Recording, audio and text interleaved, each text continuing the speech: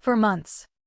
That's all it had been since Michael slipped away in that damn hospital bed, leaving me drowning in a sea of what-ifs and empty rooms.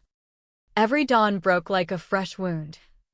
The house echoing with his absence, his razor still perched on the sink, his favorite mug gathering dust in the cupboard. But nothing haunted me like his old Chevy in the garage, a relic of road trips and late-night drives. Now just a silent shell under a tarp. I'd avoided it like the plague, as if touching it might summon his ghost. But that morning, something snapped inside me. The grief had curdled into a restless itch, and I couldn't ignore it anymore. I needed to strip it clean, sell it off, erase one more piece of him. With keys clutched in a fist that wouldn't stop shaking, I yanked off the tarp. The air inside hit me like a punch, leather seats worn from his grip. Faint whiff of his aftershave mixed with stale rain. I slid into the driver's seat, whispering to the empty air. "All right, Michael. Time to let go." I started rummaging, pulling out crumpled napkins, a forgotten umbrella, my daughter Ava's old scrunchie tangled in the back. Then the glove box. It creaked open, spilling out registration papers, a half-eaten mint, and something else, wedged in the back. A sleek black flash drive. No label, no note. It felt wrong, heavy in my palm, like a secret begging to be buried deeper. Michael wasn't the type to hide junk, meticulous accountant that he was. Everything had its place. Or so I'd thought. Back in the house, I jammed it into my laptop, heart thudding like a trapped animal. A single folder popped up, for Emily. My breath hitched. Files poured out scans, photos, voice memos. I clicked the first doc. A letter in his precise font. "Emily, if you're reading this." My world tilted. Names jumped out, Rebecca and Noah. Strangers. I opened a photo. Michael. Arm around a woman with sharp features and weary eyes. A boy of about 9 clinging to his leg, grinning like they'd shared 1,000 inside jokes. Another shot, the kid on Michael's back at a playground, both laughing under a clear blue sky. I slammed the laptop shut.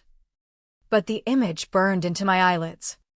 The boy had Michael's jawline, his unruly curls. Betrayal clawed up my throat. Not as tears, but as a cold, seething fog. 10 years of marriage, building a life in this quiet Chicago suburb, Ava soccer games. Our mortgage payments, whispered promises in the dark. All a facade? I didn't scream, didn't shatter anything, just sat there.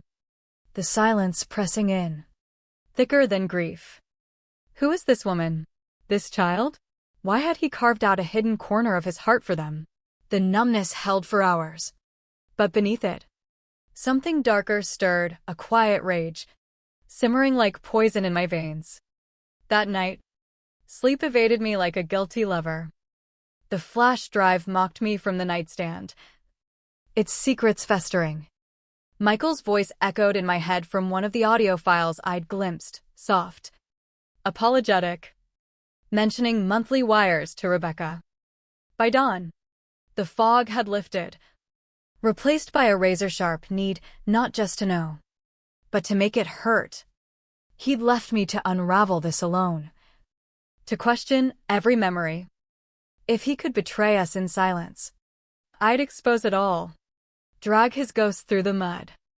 I dove back into the files. Bank transfers. Steady drips over 5 years to Rebecca L. An address attached to one, a run-down apartment block in the South Side, far from our tidy neighborhood. My fingers flew over my phone, mapping it out. Ava was at school, oblivious, her world still whole. I didn't tell her. How could I? "Hey, kiddo. Your dad wasn't just dead, he was a liar too?" I dressed in black, like I was heading to another funeral, and drove. The building loomed, graffiti-scarred walls, and buzzing fluorescence in the hall. I parked across the street, engine idling, watching like a predator. The door swung open, and there she was, Rebecca, groceries in hand. The boy, Noah, trailing her with a backpack slung low. He looked so much like Michael it twisted my gut. She ruffled his hair, murmured something that made him chuckle. They seemed normal. Content. A life built on my husband's stolen time. Rage bubbled up, hot and unbidden. I wanted to storm over, scream accusations, shatter their peace like he'd shattered mine. But I held back, letting the anger coil tighter. This wasn't the moment for explosion. Not yet. I tailed them discreetly to a nearby park, watching from behind sunglasses as Noah kicked a soccer ball, Rebecca cheering him on. Her laugh carried on the wind, carefree, unburdened. Had Michael sat here with them? Shared picnics while I waited at home?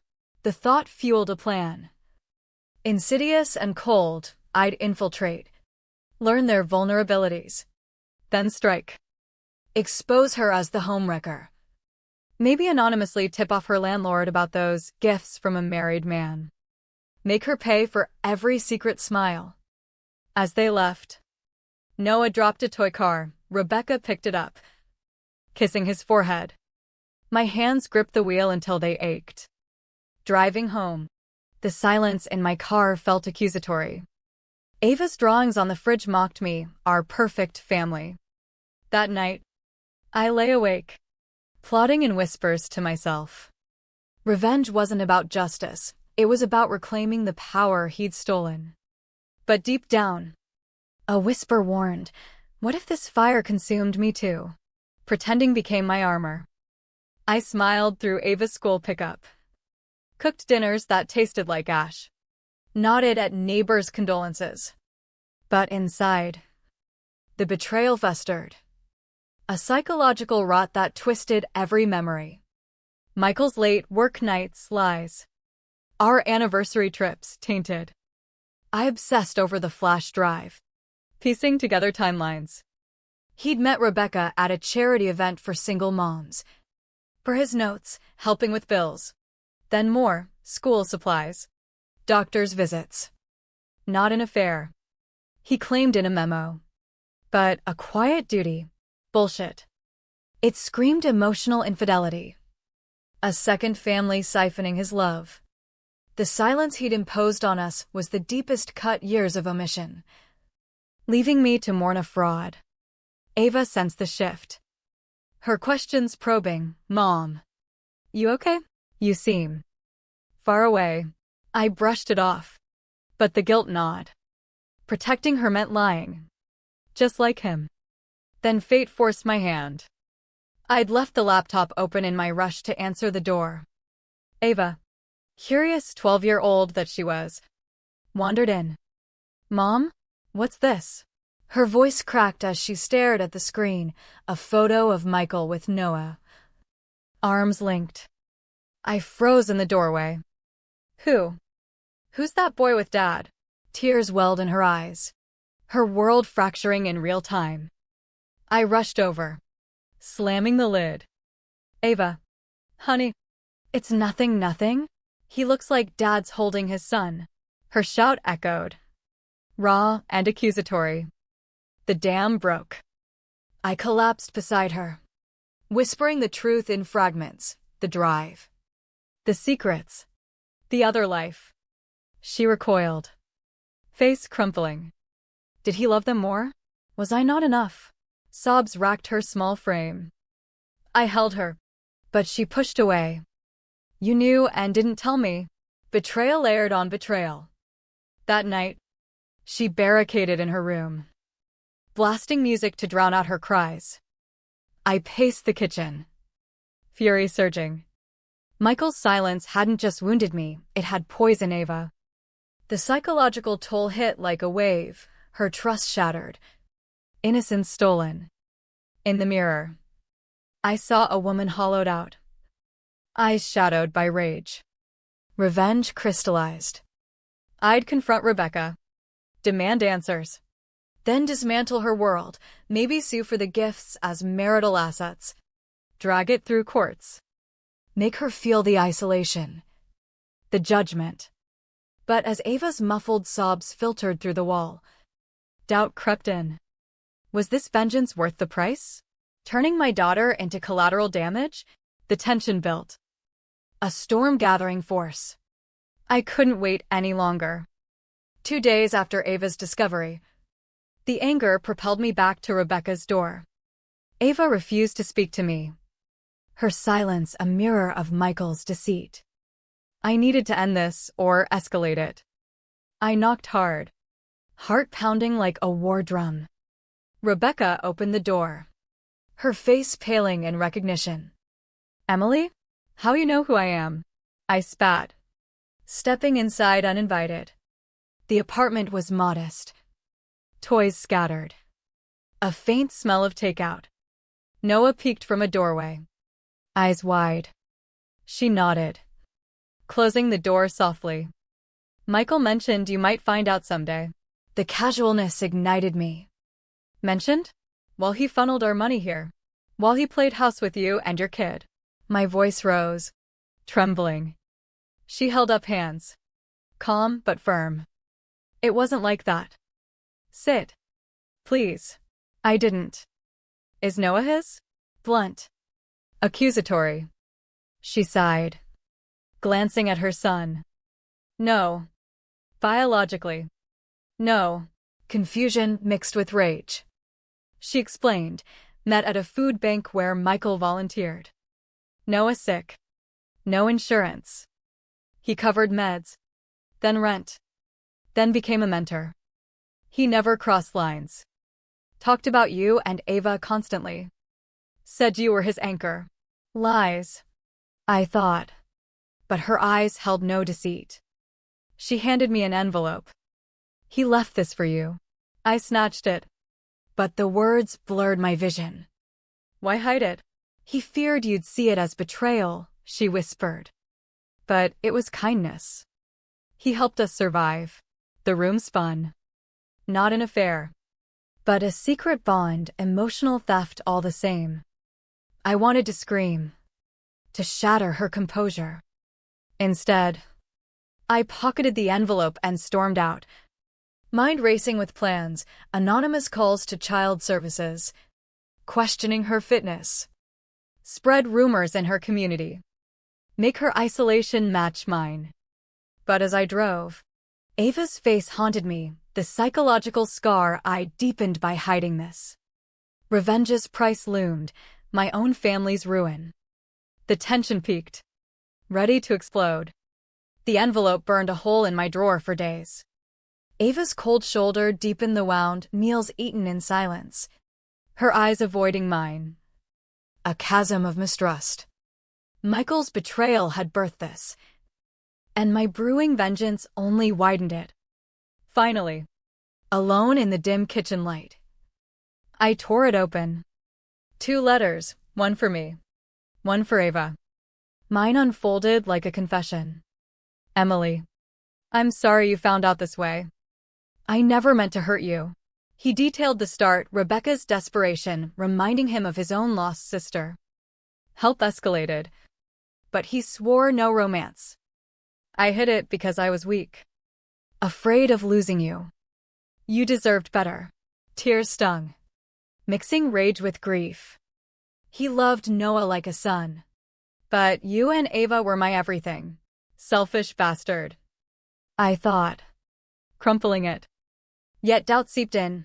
Was this mercy or manipulation? The psychological weight crushed me, years of unspoken truths eroding our foundation. I left Ava's letter on her pillow. She read it alone, emerging red-eyed. He says he loved us most. But why lie? Her voice small, broken. We talked for hours, tears flowing.